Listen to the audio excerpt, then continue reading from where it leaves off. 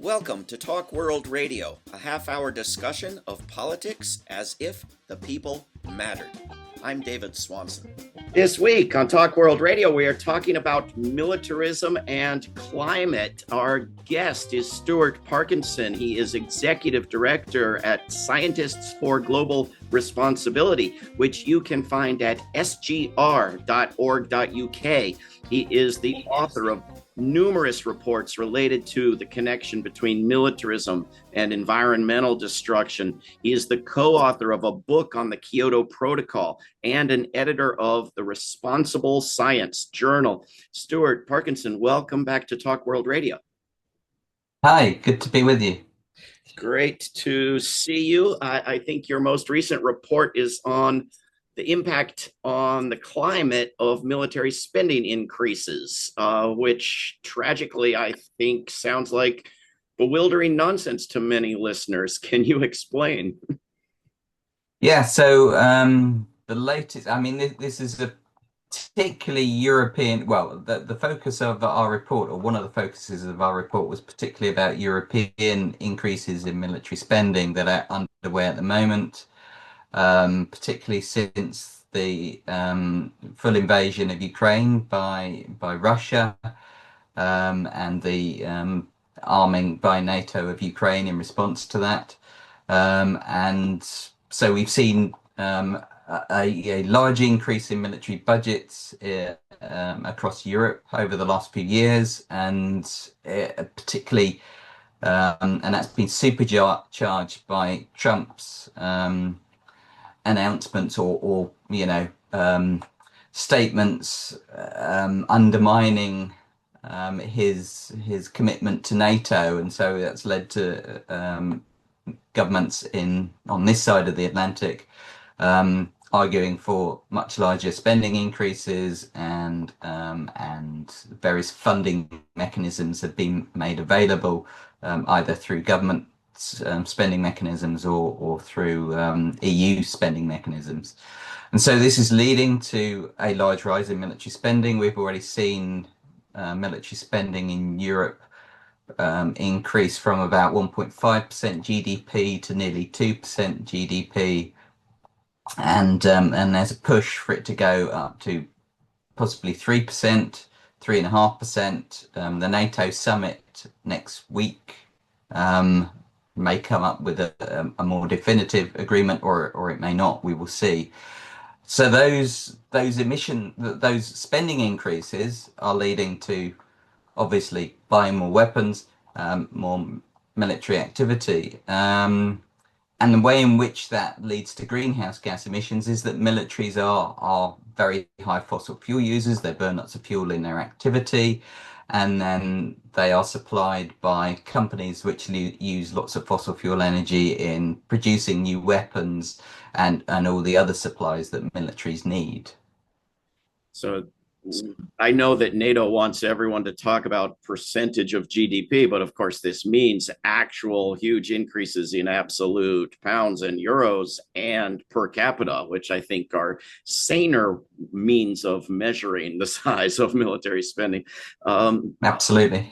But I guess so. You're looking at the actual increases thus far, but also if all these nations bow down and kiss NATO's ring and go to 5% of their economies into weapons and wars.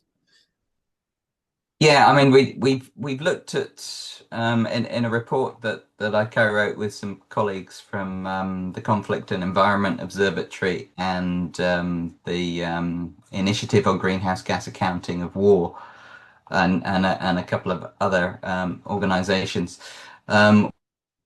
We looked at what might be the increases in emissions across the whole economy from increasing military spending.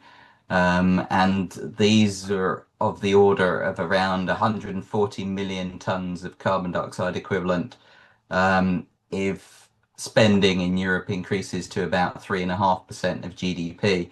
So what that means, what 140 million tons of GHGs is something like a medium-sized European country added to the global total. So sort of, above the Netherlands, above Poland, that sort of level. If military spending goes higher, then emissions will correspondingly go higher. I Yeah. mean, there was another study published in Nature recently, which concluded that for every 0.1% GDP increase in military spending at a global level, you would get about 400 million tons extra added to the global total of emissions. And that's equivalent to a country like Britain or France or even Germany. So it's a huge amount of emissions being added to the global total. And yeah, this is, I mean, that spending across that will be spending across the world. But of course, we are seeing it's not just concentrated in Europe. We're seeing spending increases in North America. We're seeing spending increases, obviously, in Russia and China and the Middle East. It's particularly bad at the moment. So yeah, those spending increases are happening. Which parts of militarism are the worst for climate, and what difference does it make that they put solar panels on a few generals' offices and so forth? So the most visible form of emissions is in things like aircraft and warships. So those are particularly high. If you look at direct emissions from military activities, it's always the aircraft that are the biggest component of that. And what's worse is that aircraft, when they're flying in the upper atmosphere, the emissions are multiplied by indirect effects, and so that's doubles the warming. At least some studies argue that it trebles the warming that happens through those emissions. So yeah, and then there's warships as well. Obviously, huge energy consumption of warships, and then on ground vehicles, tanks, etc., armored vehicles. But then there's also long supply chains. So you have all the manufacturing of this equipment, you have all the fuel supplies, you have transportation. Moving things around is very costly. A lot of that happens through civilian networks, so it's not directly accounted for through military networks. When private security companies are hired by militaries, that is another contributor. And you've seen, particularly in the USA, that as the US military numbers of active personnel have shrunk, you've seen the number of contractors grow. And so, again, things are being shifted off into the supply chain. Emissions is being shifted off into the supply chain.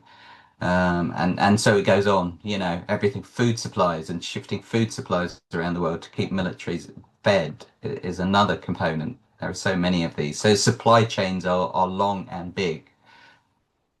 If we were sort of all good environmentalist, militarist liberals, and we didn't use straws, and we put solar panels on our roof and got an electric car, and we recycled our garbage, but we were happy to put a majority of our tax dollars into things like fighter jets and so forth. What's the net impact? How do you compare, recycling your trash with a fighter jet? Well, yeah, obviously, these are huge emissions on their own and compared with an individual household, for example. But I guess one way of looking at it is the difficulty in reducing emissions in that the military has to go to. So, for example, if you put solar panels at a military base, because they're high energy uses, you will need a lot more solar panels on that base. And you can do that, but it's more expensive and it's less effective than reducing emissions through having a smaller military, or having a military that is only orientated towards, basic defense of borders rather than power projection across the world. So that's the first element. I mean, there are some discussion whether there's research programs that are starting up looking at using lower carbon technologies for military purposes. Things like, can we electrify tanks? Can we put biofuels in planes? Can we put synthetic fuels in planes? Our drones running off electricity, lower carbon, all these sorts of things. So they're starting to look at this sort of area. But the trouble is, military technologies are very energy intensive. If they're used in a sort of combat situation, then they're even more energy intensive. Then you've got the fact that they are very specialized, and so it's very inefficient often to make these changes. And then coupled with the fact that the types of systems are very hard to decarbonize. So, for example, in aviation, planes, civilian planes are very hard to decarbonize. You can't just put batteries on them and make them electric because batteries are very heavy. You can't just convert them to hydrogen because hydrogen has a very high volume. So you have to make planes much bigger. That's completely redesigning the process. One hope is that, well, we use biofuels, but biofuels can be very energy intensive to produce. And if you're using crops to produce those biofuels, then you're taking land away from food production. So there are all these issues, and then you've got nuclear as well, and the argument goes, oh, well, nuclear is lower carbon, so we should use that, and but nuclear has all the issues of radioactive waste. I mean, and long life cycles,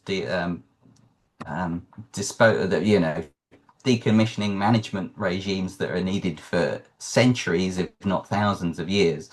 So there's no good options really for reducing military carbon emissions substantially, Other than reducing militaries. other than reducing military. Yes, sorry, And technological ways of doing it. and militaries, of course, don't just damage the climate. They poison the land, the air, the water in numerous Mhm. ways. And people have calculated, I think, some of the damage, including to the climate of particular wars, even the current war on Gaza, right? I've seen some people try to look at the impact. Yes, yes. So some colleagues of mine have tried to put some figures on these, and yes, it's again. The estimates are sort of in around 1 to 2 million tons of carbon dioxide just directly in the war, using the fuel used in the bombings and for the tanks, etc. But also the supply chains getting the equipment to the battlefield, resupplying ammunition, etc. Particularly from the United States and Germany, and to a lesser extent the UK. So there's that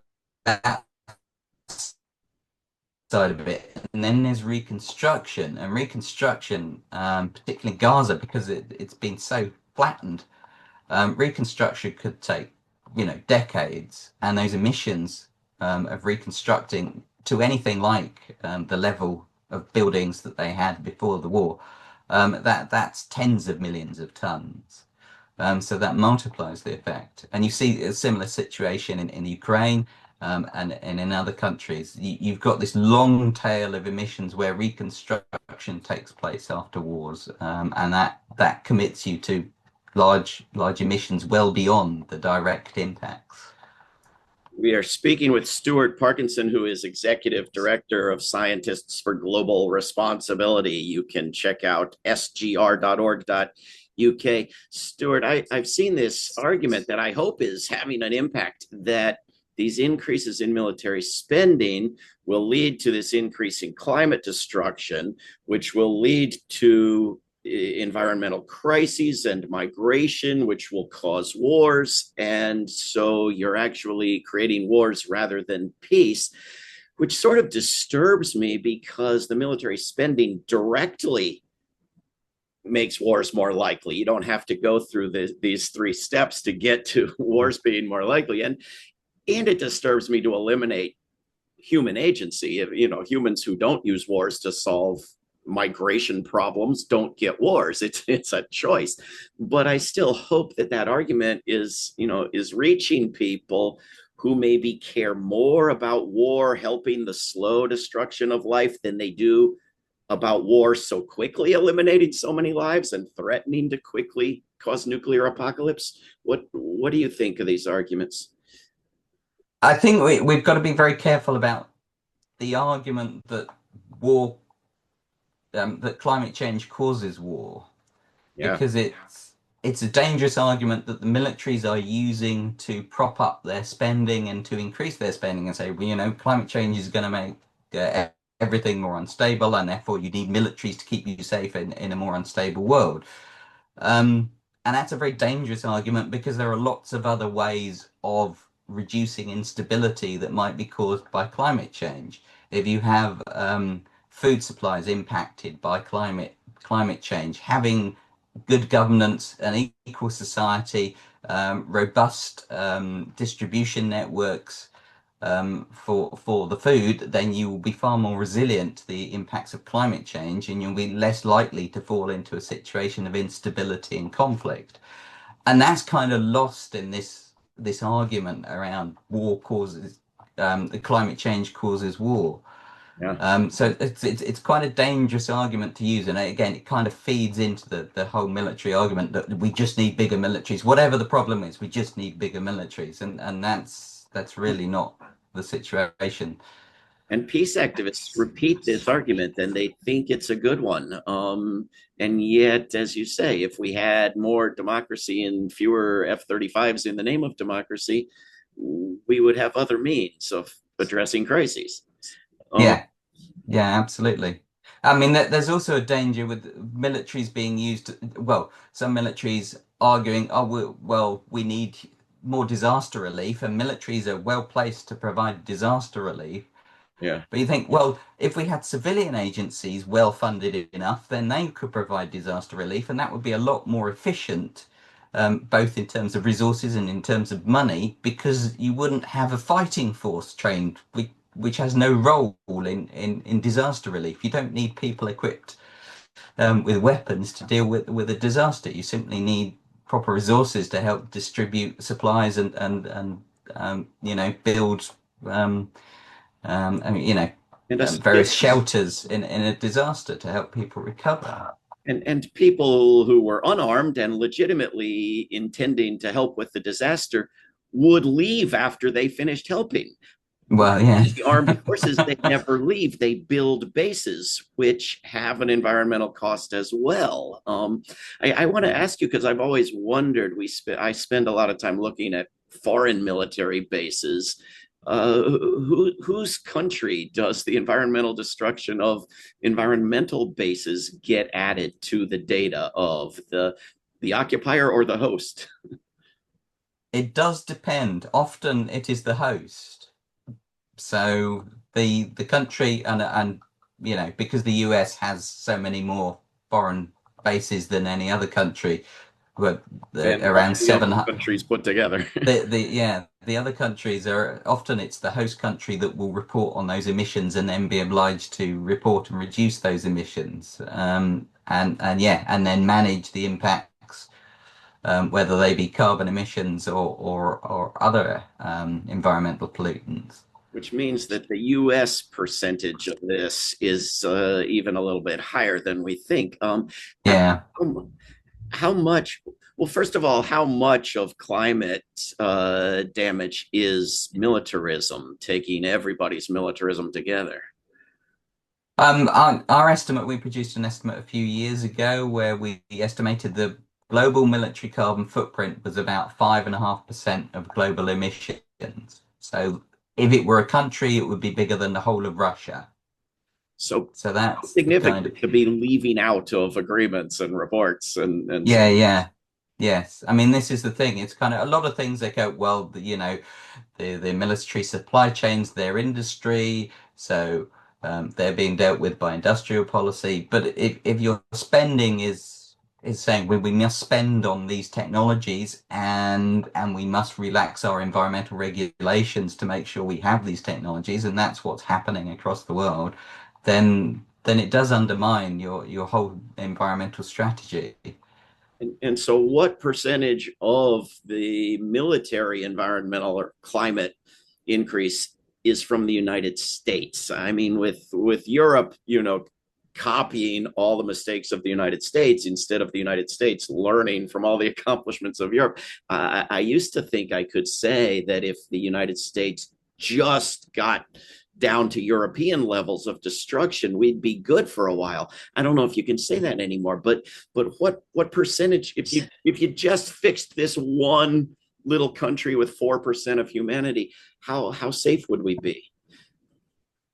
It's difficult to say because the uncertainties are large. The data is so poor that the uncertainties around that 5.5% figure are large. I mean, you've got to look at a variety of factors around how many military personnel different countries have, how many high energy consuming vehicles they have, how often they're used.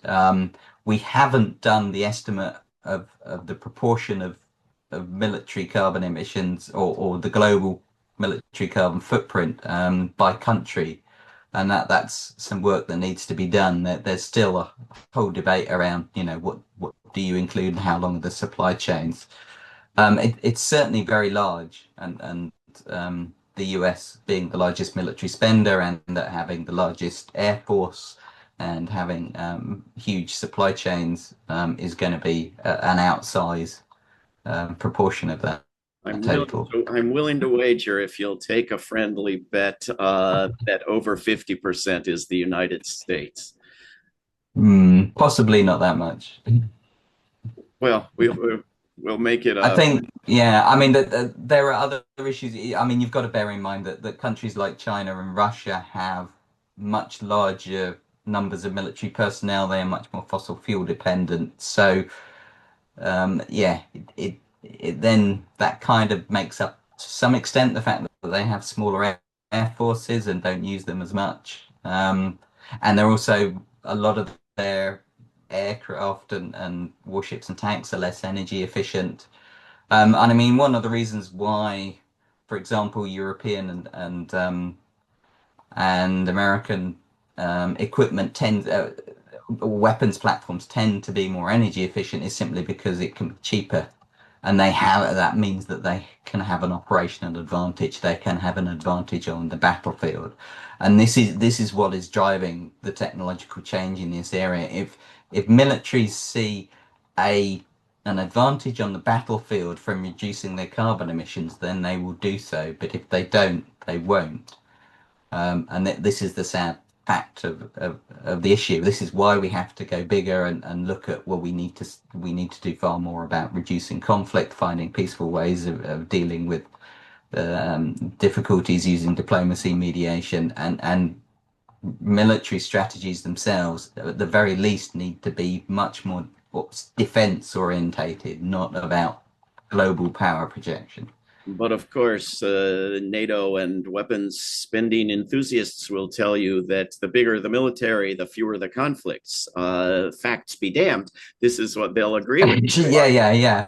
Fewer yes. conflicts. I mean, the evidence from history does not bear that out. It's really much more complicated. It's like, if you have a basic military and you've got aggressive neighbors, then you're probably safer than you have no military at all. But if you are in a more peaceful world with less military spending across the board, then you are in a much better world. And if you engage in arms racing with your neighbors, then everyone loses, and the chances of war breaking out is much higher. So yeah, it's at the very least much more complicated than they claim, and actually, yeah, I mean, if we just looked for more peaceful solutions, much more, we would find them. The old adage, if you want peace, prepare for war, which comes from the Roman Empire and is repeatedly quoted now. It's no. If you want peace, prepare for peace.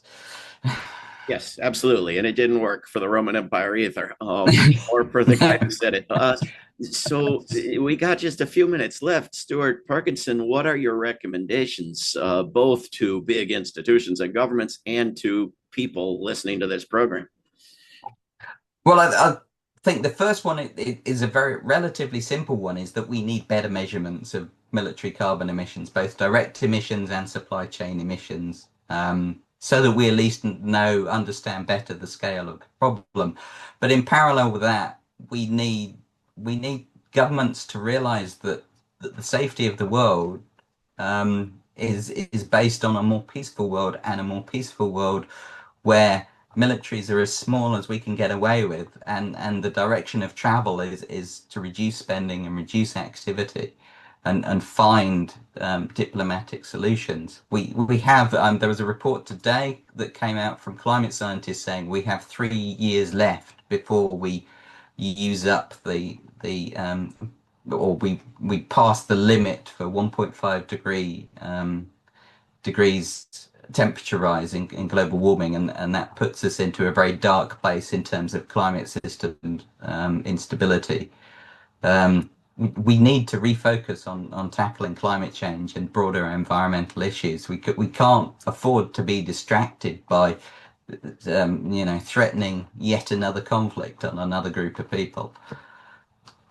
There are these annual meetings, the COPs, where there, as far as I can tell, nothing much useful has ever been done.